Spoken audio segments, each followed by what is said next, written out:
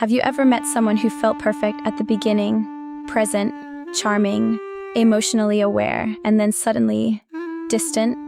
No explanation, no big fight, just a quiet shift. Messages get shorter, calls become rare, and you're left wondering, what changed? Here's the truth most people don't realize.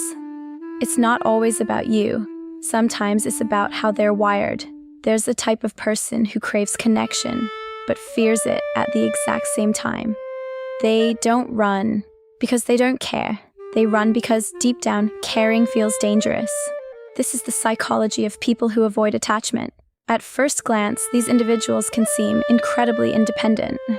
They often pride themselves on not needing anyone. You'll hear things like, "I'm just focused on myself," or "I don't like depending on people." And in a world that glorifies independence, this can even look attractive. But emotional avoidance isn't strength, it's protection. Most avoidantly attached people didn't wake up one day and decide to push others away. This pattern usually begins early, often in childhood. Imagine growing up in an environment where your emotional needs weren't consistently met. Maybe your caregivers were distant, overly critical, or simply unavailable. Over time, your brain learns something powerful. Depending on others leads to disappointment. So what do? You adapt. You learn to self-soothe. You stop asking for help. You convince yourself that you don't need anyone, and that adaptation, it follows you into adulthood.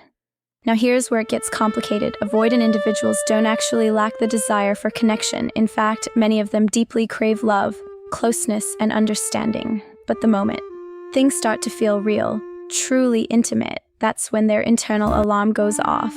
Closeness feels like a loss of control. Vulnerability feels like a risk. And emotional dependence feels like a trap. So, what happens? They pull away. Sometimes it's subtle. They become less expressive. They avoid deep conversations. They keep things surface level. Other times, it's more obvious. They ghost, withdraw, or create distance right when things are getting serious. And here's the part that confuses most people. They can be incredibly affectionate in the beginning. Why? Because at the start, there's no real risk yet. It's exciting. It's safe. There's emotional distance built into the early stages. But as soon as the relationship starts requiring consistency, vulnerability, and emotional investment, that's when avoidance kicks in. It's like they're standing at the edge of something they want, but stepping forward feels like falling. One of the biggest misconceptions is that avoidant people don't feel deeply. That couldn't be further from the truth. They feel. They just don't show it in ways we expect. Instead of expressing emotions outwardly, they often suppress them. They rationalize feelings instead of experiencing them. They might tell themselves, "It's not a big deal," or "I'm better off alone," even when part of them wants to stay. This internal conflict creates a push-pull dynamic. They get close, then they retreat. They show interest, then they disappear. They care, but act like they don't. And if you're on the receiving end of this, it can feel incredibly confusing, even painful. You start questioning yourself.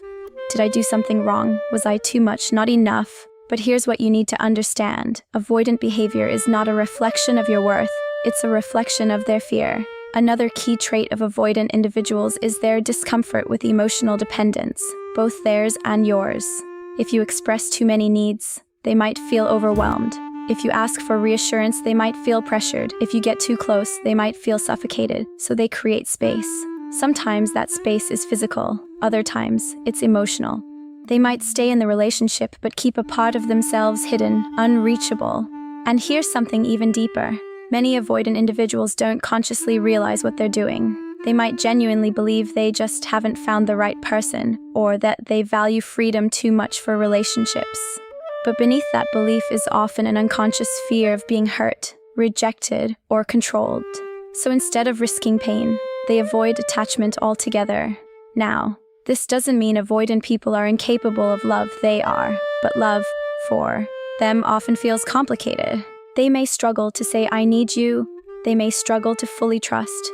They may struggle to stay when things get emotionally intense. But that doesn't mean they don't care. In fact, some of them care deeply.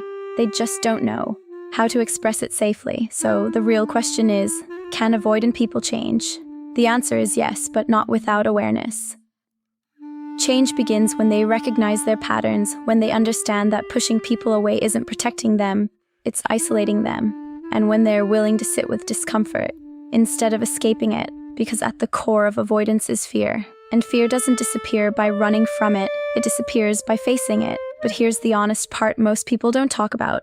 You cannot force someone to heal. No matter how patient you are, no matter how understanding you try to be, no matter how much you care, if someone isn't ready to confront their own patterns, they will continue repeating them, with you or with someone else. And that's where you need to be careful, because loving someone who avoids attachment can slowly make you abandon yourself. You start minimizing your needs. You stop expressing your feelings. You become smaller just to keep them comfortable. And that's not love. That's emotional survival. Healthy relationships require two people who are willing to be present, not perfect, but present. Willing to communicate, willing to stay, willing to grow. So if you find yourself dealing with someone who constantly pulls away, ask yourself this: are they building something with you? Or are you constantly chasing something that disappears?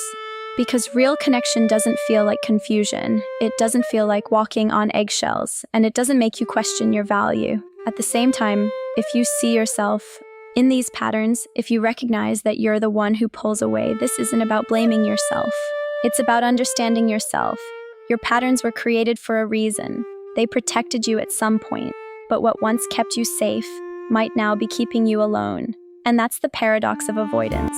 The very thing you do to avoid pain also prevents you from experiencing love. So the next time you feel the urge to pull away, pause. Ask yourself, am I protecting myself? Or am I running from something I actually want? Because healing doesn't mean becoming someone else. It means allowing yourself to experience what you've been avoiding all along: connection, vulnerability, and the possibility of being seen. And yes, that's scary, but it's also where real relationships begin. Because at the end of the day, the goal isn't to avoid attachment, it's to feel safe within it.